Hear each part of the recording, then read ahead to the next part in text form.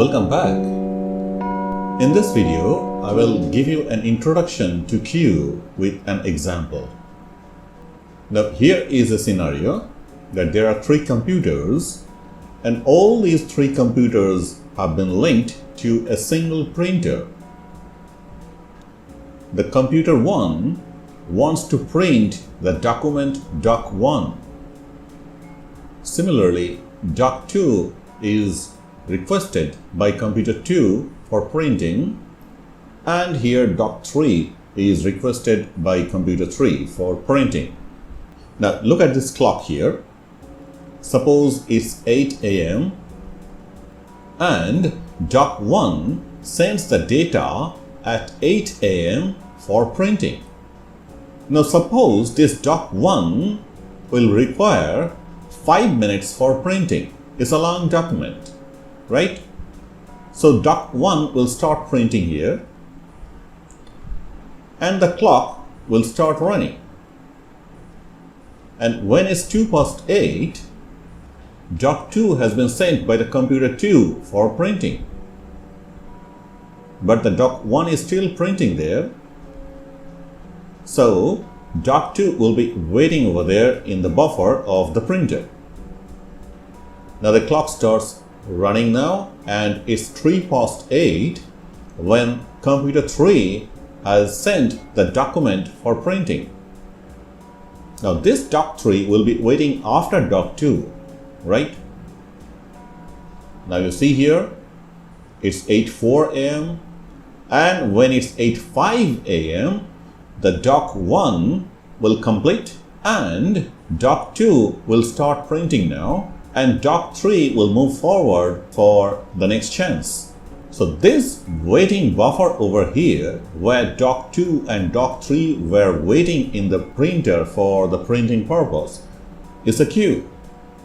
doc2 has arrived before doc3. That is why doc3 was behind doc2, right? Okay, let's see here that this is an array, and in this array we have insertion operation and deletion operation. Now previously we have seen that in stack the insertion and deletion, which is commonly known as push and pop operation, was done from one end of the array because the other end was closed. But here you see that both ends are open for the insertion and deletion operation. Now you may ask what to insert because the item to be inserted will be decided by you. But you should not ask where to insert because in the previous example you have seen that doc3 was behind doc2 because doc3 arrived later than doc2. So the position of the new element will be decided by this algorithm. Next, in case of deletion operation, what to delete you should not ask.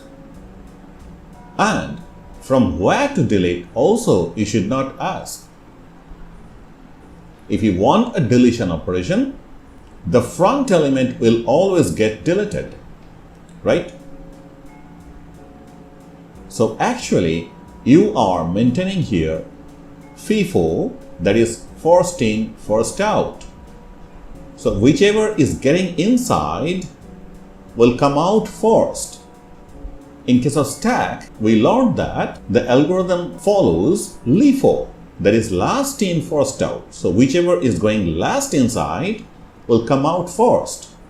But here it is following FIFO, that is the item getting inside this array first will come out of this array first, right? So if you follow these rules, then you are having a queue. So here is a definition. A queue is a linear structure in which items may be added at one end while removed from the other. So here you see that the item gets inside from this side and item gets out from this side, right? So this is an open end that is on the front side and this is also an open end and this is the rear side of the queue. Now let us see how these 6 elements can be inserted inside the queue by following these rules. So we want to insert 44.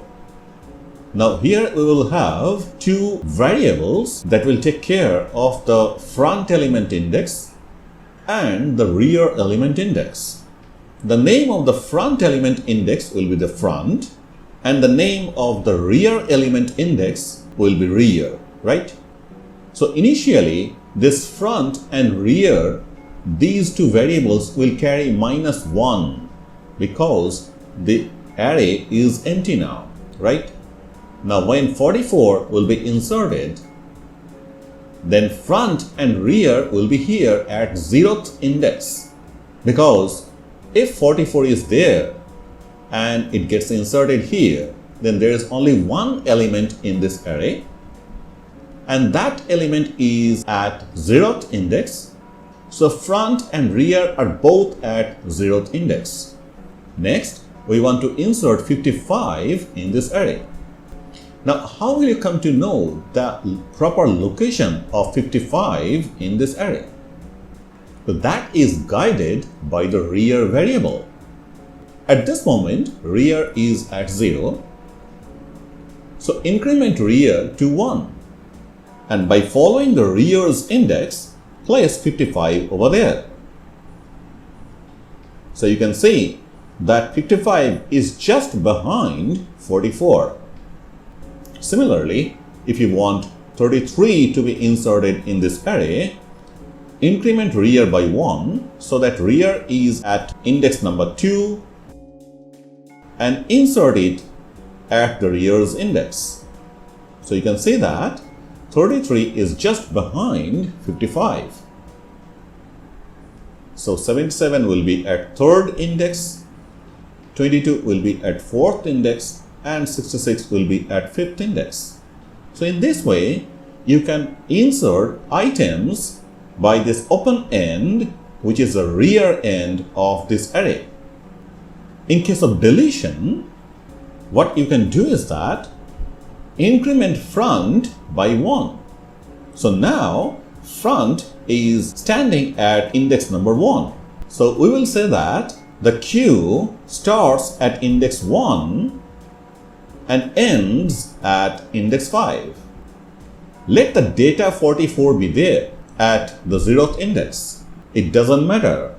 Now the next time front is moved forward and it is now standing at index number 2. So we will say that the queue starts from here and ends over here. Again, the data is there, but it doesn't matter.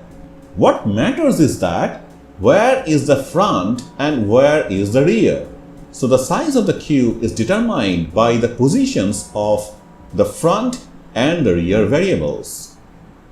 You may further perform the deletion operation by incrementing front like this, and like this.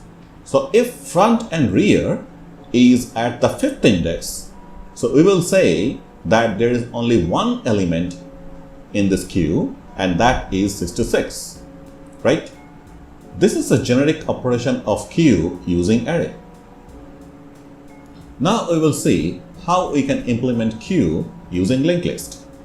Now this is a node where 44, the first element, has been inserted, and the node is at 743. Now we will have 2 pointers here, rear and front, because there is only one node in the list. Now for inserting 55, we will create another node here, and suppose the node is at 102 and we want to insert this 55 behind 44. So what you can do is that you change this null pointer here with 102, and since this node has been attached to the first node here, you should update the rear to here, because this is the last node on the rear side and this is the first node on the front side.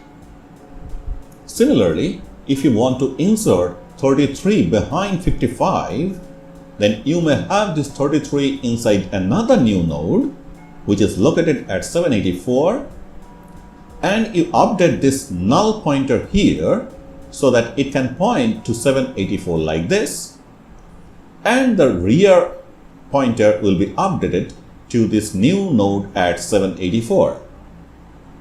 So your queue starts from here and ends over here.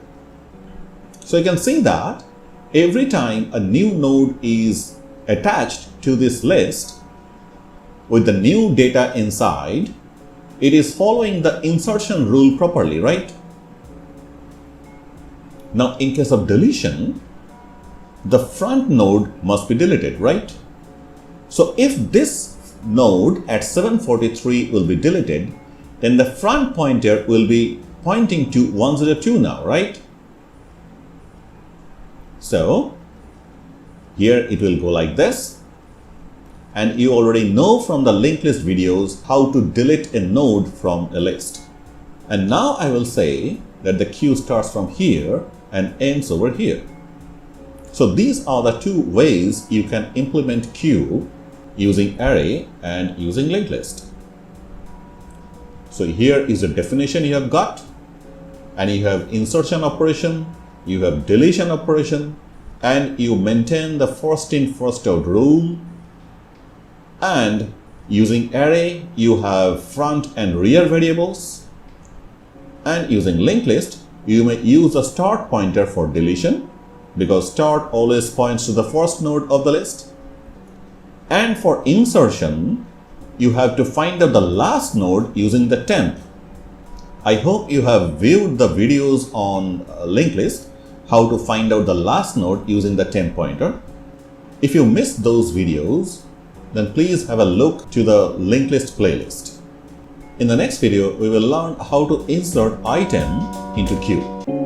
Thank you for watching and take care.